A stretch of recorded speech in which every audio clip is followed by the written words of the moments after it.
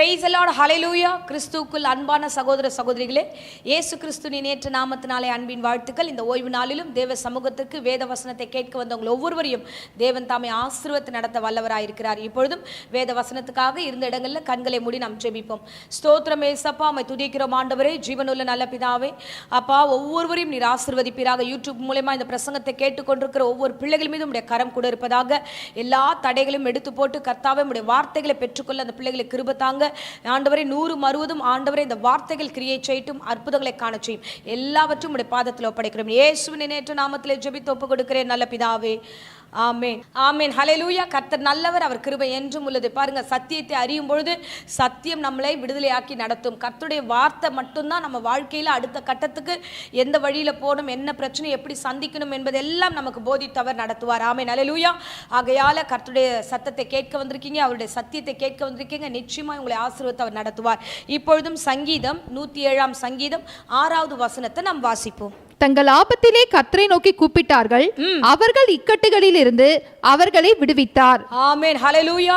தேவனாகிய கர்த்தர் இந்த காலவேளை நம்மளோடு பேசுகிறார். பாருங்க, ஆபத்து காலத்துல உங்களுக்கு வருகிற இக்கட்டான காலங்களில் நீங்கள் தேவனை நோக்கி கூப்பிடும் பொழுது ஆண்டவராகிய ரட்சகர் உங்களை விடுவித்து காத்துக்கொள்வார். ஆமென். ஸோ உங்களுக்கு ஏற்படுகிற இக்கட்டான சூழ்நிலை, உங்களுக்கு ஏற்படுகிற ஆபத்தான சூழ்நிலைகள் எல்லாவற்றிலும் நாம் என்ன செய்ய வேண்டும் என்றால் தேவனை நோக்கி கூப்பிட வேண்டும். ஆமென், ஹல்லேலூயா. என்னை நோக்கி கூப்பிடு, அப்போது நான் உனக்கு மறு உத்தரவு அருளச் செய்வேன் என்று எரேமியா 33:3 நம்ம வசனத்தை வாசிப்போம். என்னை நோக்கி கூப்பிடு, அப்போது நான் உனக்கு உத்தரவு கொடுத்து நீ அறியாததும் உனக்கு எட்டாததுமான பெரிய காரியங்களை உனக்கு அறிவிப்பேன். ஆமென், ஹல்லேலூயா. அப்போ தேவனை நோக்கி கூப்பிடும் பொழுது என்னெல்லாம் வசனம் சொல்கிறதுனா, அறியாததும் நமக்கு எட்டாததுமான பெரிய காரியங்களை அவர் நமக்காக வெளிப்படுத்துவேன் என்று சொல்லுகிறார். அப்போ நாம கூப்பிட வேண்டியது அவசியமான ஒரு சூழ்நிலை இருக்கு. எப்படி தெரியுமா? ஆபத்து வரும்பொழுதும் இக்கட்டான சூழ்நிலை வரும்பொழுதும் நாம யாரை கூப்பிடுகிறோம்? அதுதான் இன்னைக்கு ஒரு பெரிய கேள்வி. இன்னைக்கு நமக்கு பிரச்சனை வருதுன்னு போது, நம்ம சூழ்நிலைகள் வந்து சரியா இல்லாத பொழுது, நமக்கு ஒரு குழப்பமான நிலைமை வரும்போது, முக்கியமான டிசிஷன் எடுக்கும்போது நாம யாரை நோக்கி கூப்பிடுறோம்? தேவனை நோக்குறோமா இல்ல மனுஷரை நோக்குறோமா?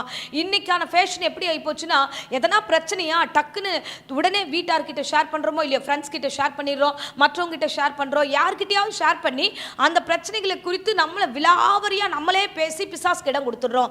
ஆனா தேவ பிள்ளைகளாகிய நாம ஆபத்து காலத்தில் அவரை நோக்கி கூப்பிடும் பொழுது, உங்களுக்கு இக்கட்டான சூழ்நிலையில் அவரை நோக்கி கூப்பிடும் பொழுது உங்களை கர்த்தர் ஆசீர்வதித்து நீங்கள் எதிர்பாராத, நீங்கள் உங்க அறிவுக்கு எட்டாததான பெரிய காரியங்களை அவர் உங்களுக்கு அறிவிப்பேன் என்று கர்த்தர் சொல்லுகிறார். ஆமென், ஹல்லேலூயா. இன்னைக்கு 2 காரியத்தை உங்களோடு கூட பேச வேண்டும் என்று விரும்புகிறேன். பாருங்க, யோசுவா காலத்துல தேவனாகிய கர்த்தர் அவங்களோடு எப்படி இடைப்பட்டார் தெரியுமா?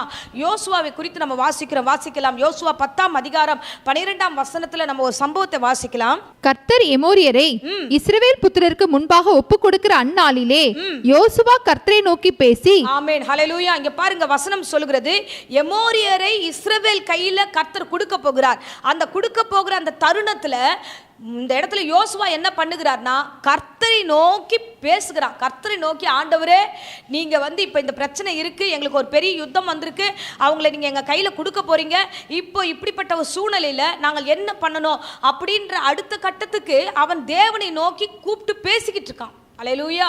இந்த வசனத்துல நம்ம கவனிச்சோம்னா, யோசுவா யார்கிட்டயாவது பேசிருக்கலாம், படைத்தலைவர்கிட்ட பேசிருக்கலாம், அடுத்த மற்ற ஜனங்களோட இல்லைன்னா கூட யுத்தத்தில் இருக்கிறவங்களோட பேசியிருக்கலாம். ஆனால் அவங்க யாரு கூடயும் அவர் பேசல. அவர் பேசினது யுத்த களத்தில் யுத்தம் நடந்துட்டு இருக்குது, அந்த பிரச்சனைக்கு மத்தியில் அவன் பேசினது யார் இடத்துல? கர்த்தரிடத்துல பேசினான்.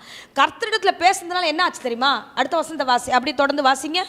பின்பு இஸ்ரவேலின் கண்களுக்கு முன்பாக சூரியனே நீ கிபியோன் மேலும், சந்திரனே நீ ஆயிரோன் பள்ளத்தாக்கின் மேலும் தரித்து நில்லுங்கள் என்றான். ஆமென், ஹல்லேலூயா.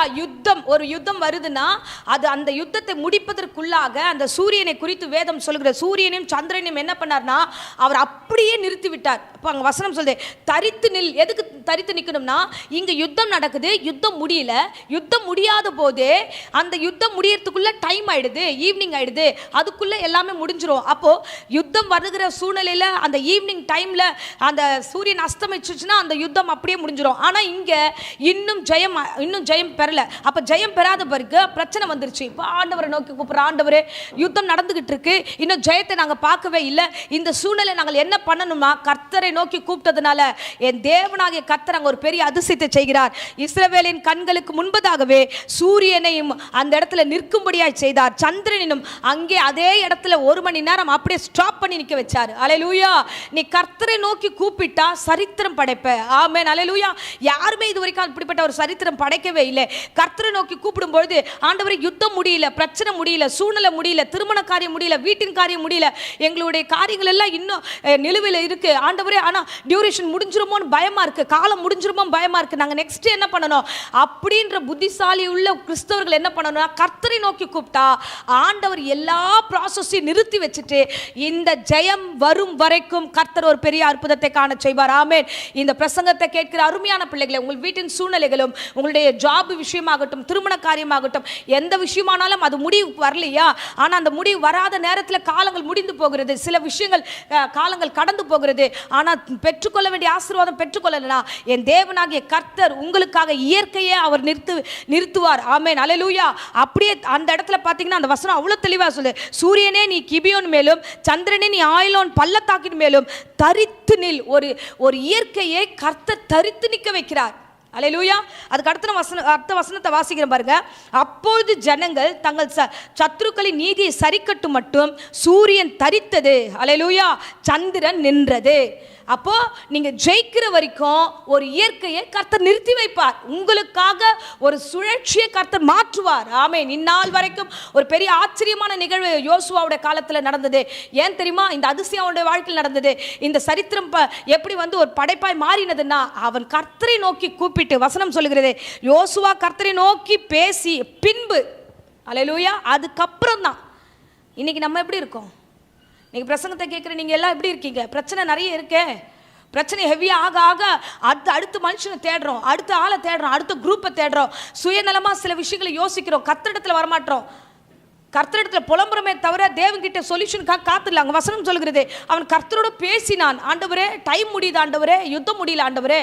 இப்போ நாங்கள் என்ன பண்ண? அப்போ கர்த்தர் மட்டும்தான் பெரியவராக இருந்து பெரிய காரியங்களை வெளிப்படுத்துகிறார். அல்லேலூயா. ஸோ இவங்க இப்படி பண்ணாங்க. மனுஷனை தேடினவங்களோட நிலைமை என்ன தெரியுமாகும்? ஐயோ தான். வசனத்தில் நம்ம வாசிக்கிறோம், இஸ்ரவேல் ஜனங்களை கர்த்தர் எகிப்து தேசத்துலேருந்து வெளியில் கொண்டு வருகிறார். வெளியில் கொண்டு வந்து மோசே மூலமா வழி நடத்தி கொண்டு வருகிறார். ஒரு குறிப்பிட்ட நேரம் வருகிறது, மோசே தேவனோடு பேச மேலே போயிருக்கிறாரு. மேலே போன அந்த சூழ்நிலை தாமதித்த பொழுது இவர்கள் எல்லாரும் என்ன பண்ணாங்க தெரியுமா? வசனம் சொல்லுது, யாத்ராகம் 32ஆம் அதிகாரத்தில் முதல் வசனத்தில் நம்ம வாசிப்போம்.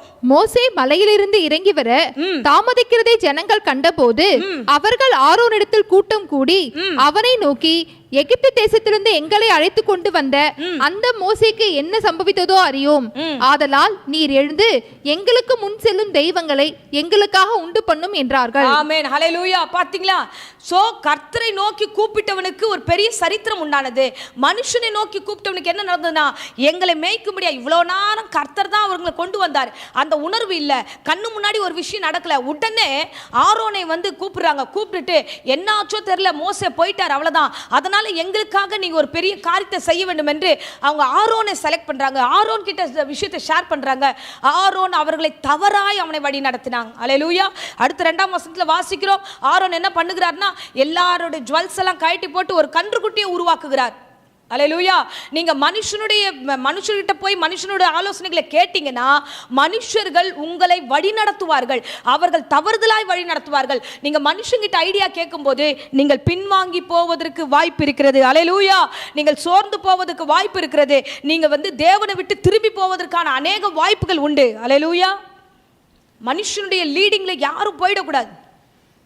புரியலையா? வாழ்க்கை புரியல, பிரச்சனை ஒரே குழப்பமா இருக்கு, 2025 வந்துருச்சு, இன்னும் ட்ரையாவே இருக்கு. என்ன? கர்த்தரிடத்துல பேசுங்க. அவர் பேசும் தெய்வம். அவர் பேசாத கல்லோ மரமோ அல்ல. அல்லேலூயா.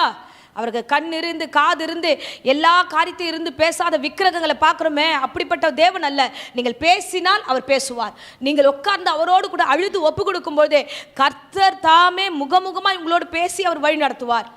ஆனால் நம்ம என்ன பண்ணுறோம்? நம்ம பண்ணுற மிகப்பெரிய தவறு என்ன தெரியுமா?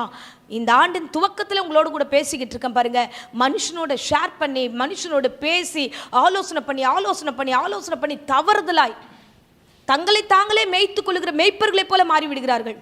யாரும் வேணாம், இதை பண்ணிடலாம், அதை பண்ணிடலாம், இதை செஞ்சிடலாம். அல்லேலூயா. கிறிஸ்துவுக்குள் பிரியமானவர்களே, தேவனாகிய கர்த்தர் உங்களோடு பேசுகிறார். நீங்கள் கர்த்தரோடு மாத்திரம் பேசுனீங்கன்னா தேவன் உங்களை நிச்சயமாய் ஆசீர்வதிப்பார். உங்களுடைய நிலைமை மாறும். அவன் யுத்த களத்தில் நின்றுட்டு தான் கர்த்தரோடு பேசினான், வீட்டுக்கு போயிட்டு பேசல. யுத்தம் நடந்துகிட்டு இருக்கு, மும்முரமாக நடந்துட்டு இருக்கு. டைமு, சூரியன் மறைய போகிறது. இங்கே யுத்தம் முடியல, ஆனால் வார்த்தை கொடுத்துட்டாரு, அவர்கள் உங்கள் கையில் ஒப்பு கொடுப்பேன்னுட்டு. யுத்தம் பெரிதாய் நடந்து ஜெயத்துக்கு நேராக போயிட்டே இருக்கிறாங்க, ஜெயிச்சுக்கிட்டே இருக்கிறாங்க. அப்போ ஆண்டவர்கிட்ட பேசுகிறேன், ஆண்டவரே ஆண்டவரே ஆண்டவரே. பின்பு அந்த வசனத்தில் பார்த்தீங்கன்னா பின்பு பேசினதுக்கு பின்பு தான் ஆண்டவர் பெரிய அற்புதத்தை செய்தார். இன்றைக்கு தேவ சமூகத்தில் ஒப்பு கொடுங்க, தேவன் கரத்தில் ஒப்பு கொடுங்க. என்ன பிரச்சனையோ, என்ன காரியமோ, என்ன குழப்பமோ, கர்த்தரோட மட்டுமே பேசுங்க. அவர் உங்களை சரித்திரத்தை படைக்கிற பிள்ளைகளாக கர்த்தர் மாற்றுவார். ஆமென், அல்லேலூயா. வசனம் சொல்லுகிறது, உங்க ஆண்டவர்கிட்ட பேசும்பொழுது அவங்க நிலைமையை மாற்றுவார், மனநிலைமையை மாற்றுவார், உடைகளை மாற்றுவார், அவர் உங்களுடைய வாழ்க்கையை மாற்றுவார், உங்கள் சுபாவத்தை மாற்றுவார், உங்கள் நடைகளை மாற்றுவார், உங்களுடைய சகல காரியத்தையும் அவர் தம்மை போல மாற்றுவார். அல்லேலூயா. கிறிஸ்து எப்படி வாழ்ந்து கடந்து சென்றாரோ அதற் போல ஒரு பெரிய அதிசயமான வாழ்க்கை உங்கள் வாழ்க்கையில் ஆண்டவர் கட்டளையிடுவார். ஆமென், அல்லேலூயா. ஆகையால் உங்கள் இக்கட்டு காலங்களில் நீங்கள் தெளிவாய் புரிந்து கொள்ள வேண்டும். உங்கள் வாழ்க்கை மாறணும்னா உங்கள் இக்கட்டு காலில் கர்த்தரை தேடுங்க, கர்த்தர் உங்களை நடத்துவார். இக்கட்டு காலத்தில் மனுஷனை தேடி, ஆரோனை தேடி விக்கிரகத்தை உண்டு பண்ணி விழுந்து போன ஜனங்கள், அல்லேலூயா, அந்த ஜனங்களைப் போல ஜனங்களை தேடாதீங்க. மனுஷ அன்பில் விழாதீங்க, மனுஷனை பார்த்து விழுந்து கிடக்காதீங்க. நேற்றைய போது நான் பேசும்போது அதான் சொன்னேன், மனுஷனையே பார்த்துக்கிட்டு இருக்கோம். மனுஷன் வாயிலேருந்து வார்த்தை வராதா? மனுஷன் பேச மாட்டானா? மனுஷன் எனக்கு ஒரு ஆலோசனை கொடுக்க மாட்டானா? மனுஷங்கிட்ட ஏன் கேட்குறீங்க? மனுஷன் நிலையற்றவன். மனுஷன் மேல நம்பிக்கை வைக்கிறத விட்டுடுங்க. வசனம் தான் சொல்லுகிறது. அல்லேலூயா. ஸோ மனுஷனை பார்த்தீங்கன்னா அவங்க உங்கள் வாழ்க்கை தவறாய் நடத்துவார்கள். இல்லை, என் கணவர் கரெக்டாக சொல்லுவார், என் மனைவி கரெக்டாக சொல்லுவா, என் பொண்ணு கரெக்டாக தீர்க்கதரிசனம் சொல்லுவா, என்னை அவங்க கரெக்டாக சொல்லுவாங்க, அவங்க கரெக்டாக சொல்லுவாங்க. கர்த்தர் தான் கரெக்டாக சொல்லுவார். மனுஷர்கள்லாம் உணர்ச்சி வசப்பட்டு தனக்கேற்ற சாதகமான வார்த்தைகளை இடைக்கட்டி பேசுவார்கள். வசனம் சொல்லுகிறது, பவுல் சொல்லுகிறார், ஆவிக்குரியவன் எல்லாவற்றையும் ஆராய்ந்து நிதானிக்கிறானே, ஏன் உங்களால் நிதானிக்க முடியல? மனுஷனிடத்தில் போகும்போது உங்களை அறியாமையே நீங்கள் உங்கள் வாழ்க்கையின் காரியங்களை இழக்கிறீங்க. மனுஷனை பார்க்காதீங்க. ஆபத்தா, பிரச்சனையா, இக்கட்டா, சூழ்நிலையா, விரோதமாக இருக்கா? கர்த்தரை நோக்கி பேசுங்க. அவர் இயற்கைக்கு அப்பாற்பட்ட விஷயத்தை உங்களுக்காக செய்வார். அவரை நோக்கி கூப்பிடுங்க. அவர் உங்களை விழுந்து போன இடத்துலேருந்து கர்த்தர் எழுப்புவார். உங்களை வழிநடத்த வல்லமுள்ள தேவனாக இருக்கிறார். ஆமென், அல்லேலூயா. பேதுருவை கர்த்தர் கொண்டு வந்தார். படகுல தொடர்ந்து வரும்போது அவர் கடல் மீது நடந்து வருகிறார். பேதுரு பார்க்குறான், ஆண்டவரே நீர் தேவனானால் என்னையும் இதில் நடக்க வைங்க ஆண்டவரே அப்படின்னு அவன் கேட்குறான். அவன் கேட்ட பொழுது கர்த்தர் அவன் நடக்க வைத்தார். அவன் நடந்து வந்துட்டு ஒரு அற்புதம், இயேசு செய்த அற்புதம் பேதுரு நடக்குது. பேதுருடைய கால்கள் அதை ருசி பார்த்தது. அப்போ தேவன் எப்பேற்பட்டவர் தெரியுமா? சரித்திரத்தை படைக்கும்படியாக தான் அழைக்கிறார். நடுவில் சந்தேகப்படாதீங்க, தேவனை நோக்கி போங்க, தேவனை நோக்கி போங்க. அவர் உங்களை அதிசயத்தின் மேல் நடக்க செய்ய வல்லவராயிருக்கிறார். ஆமென், அல்லேலூயா. உங்கள் இக்கட்டில் அவரே உங்களை விடுவிப்பார். உங்கள் இக்கட்டில் அவரே உங்களுக்கு துணையாக இருப்பார். வசனம் என்ன தெரியுமா சொல்லுகிறது? எரேமியால வசனத்தில் நம்ம வாசிக்கிறோம். எரேமியா 32:19 நம்ம வசனத்தில் வாசிக்கிறோம், யோசனையில் பெரியவரும் செயலில் வல்லவருமாயிருக்கிறேன், அவனவனுக்கு அவனவனுடைய வழிக்கு தக்கதாகவும் அவனவனுடைய கிரியைகளின் பலனுக்கு தக்கதாகவும் அளிக்கும்படி உம்முடைய கண்கள் மனுபுத்திரருடைய எல்லா வழிகளின் மேலும் நோக்கமாயிருக்கின்றன. ஆமென், அல்லேலூயா. யோசனையில் பெரியவரும் செயல்களில் வல்லவருமாகிய தேவனிடத்துல தெரியப்படுத்துங்க. அவனவன் கிரியைக்கு தக்க அவனுக்கு கர்த்தர் சரியான வழியை காண்பிப்பார். ஆமென், அல்லேலூயா. உங்களுக்கான வழி உன் ஃப்ரெண்டுக்கு தெரியாது, உங்களுக்கான வழி உங்கள் வீட்டார்களுக்கு தெரியாது, உங்களுக்கான வழி உன் சொந்த பந்தங்களுக்கு தெரியாது, உங்களுக்கான வழி மனுஷர்களுக்கு தெரியாது. உங்கள் வழி கர்த்தருக்கு தான் தெரியும். யோசனையில் அவர் பெரியவர், அவர் கையில் கொடுங்க, அவர் பெரிய காரியங்களை செய்வார். இடர்களை ஆண்டவர் எடுத்து போடுவார். யோசுவாவை அதிசயத்தை காண செய்தவர். இன்றைக்கும் யோசுவா பற்றி படிக்கிறோமே, ஒரு யுத்தத்தில் சூரியனையும் சந்திரன் நிற்க வைக்கிறதுலாம் சாதாரண விஷயம் கிடையாது. இயற்கையை கண்ட்ரோல் பண்ணி வச்சிருக்கிறாரு. அது ஒரே ஒரு பக்தனால, ஒரு சின்ன ஜபத்தினால கர்த்தர் அதை செய்கிறார்னா, உங்கள் ஜபத்தினால உங்கள் வீட்டுக்கு முன்பதாக இருக்கிற எல்லா காரியத்தையும் நிறுத்துவார். நிறுத்தி வச்சு ஜெயம் உங்கள் வீட்டுக்குள் வரும் வரைக்கும் கர்த்தர் உனக்காக சாதகமாக எல்லாவற்றையும் செய்வார். ஆமென். ஸோ தேவனாகிய கர்த்தரை நோக்கி மாத்திரம் கூப்பிடுங்க, அவர் உங்களை விடுவித்து நடத்துவார். கண்களை மூடி நாம் ஜெபிப்போம். அன்பு ரட்சகா, இன்றைக்கு பேசின வேத வசனத்துக்காக கொடான கொடி ஸ்தோத்திரம். ஆண்டவரே, எங்கள் முகங்கள் மனுஷரை நோக்கி பார்க்காதபடி, ஆபத்து நேரமாகட்டும், இக்கட்டான சூழ்நிலையாகட்டும், மனுஷனை நோக்கி அங்கும் இங்கும் அங்கலாய்த்து திரிகிற ஜனங்கள் ஜனங்களாய் ஆண்டவரே மாறாதபடி இஸ்ரவேல் ஜனங்கள் தங்கள் வழிகளை தாங்களே கெடுத்து கொண்டார்கள். ஆரோனிடத்தில் ஆண்டவரே ஆலோசனை பெற்றுக்கொண்டு ஆண்டவரே மொத்தமாய் விழுந்து போனார்கள். ஆண்டவரே விழுந்து போன ஜனங்களாய் இராதபடி ஆபத்து வரும்போது, பிரச்சனைகள் வரும்போது, சூழ்நிலைகள் வேறு விதமாய் மாறும்போது ஆண்டவரே யோசுவா உம்மை நோக்கி கூப்பிட்டது போல ராஜா ஆண்டவரே நாங்கள் ஒவ்வொருவரும் இந்த பிரசங்கத்தை கேட்ட ஒவ்வொரு பிள்ளைகளுடைய குடும்பங்களும் ஆண்டவரே உம்மை நோக்கி பார்க்கட்டும். ஆண்டவரே நீர் ஒரு இயற்கையை கண்ட்ரோல் பண்ணுகிற அளவுக்கு ஒரு அதிசயத்தை யோசுவாவோட வாழ்க்கையில நீ செய்தது போல பிள்ளைகளுடைய வாழ்க்கையில அதிசயம் செய்யுங்க, ஆசீர்வதிங்க. இந்த விளையாட்டுல கூட கர்த்தாவே வியாதியோடு பலவீனத்தோடு யாராகிலும் இந்த பிரசங்கத்தை கேட்டுக்கொண்டிருந்தா எல்லா வியாதியும் பலவீனமும் சோர்வுகளும் பயங்களும் இயேசுவின் நாமத்தில் சபித்து கட்டுகிறேன். கர்த்தருடைய தெய்வீக கரம் கூட இருக்கட்டும், தொடர்ந்து வழி நடத்தும், ஆசீர்வதி. இயேசுவின் நேற்று நாமத்தில் ஜெபித்து ஆசீர்வாதத்தை ஒப்புக் கொடுக்கிறேன் ஜீவனுள்ள நல்ல பிதாவே. ஆமென், ஆமென். Praise the Lord. God bless you.